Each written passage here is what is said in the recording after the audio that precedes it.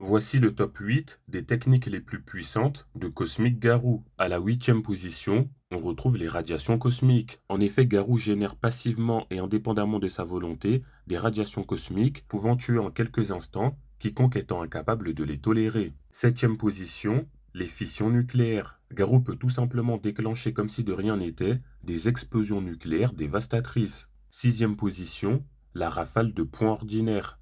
Une technique qu'il a copiée de Saitama et qui est si puissante qu'elle a pu égaliser la propre rafale de points ordinaire de Saitama. Cinquième position, la combinaison fission nucléaire et Gravity Punch. Une combinaison d'attaque tellement puissante qu'elle a pu détruire sans aucune difficulté les portails spatio-temporels et dimensionnels de Blast. Quatrième position, le sursaut de rayons gamma. C'est tout simplement le phénomène explosif et énergétique le plus puissant jamais observé dans tout l'univers. Une attaque pouvant générer autant d'énergie que plusieurs milliards de soleils. Troisième position, le Serious Punch. Encore une attaque que Garou a copiée de Saitama, et durant son clash avec ce dernier, il a pu effectuer un énorme trou dans l'univers observable, détruisant ainsi au passage des millions, voire des milliards, d'étoiles, galaxies, systèmes solaires, trous noirs et j'en passe. Deuxième position, la copie absolue.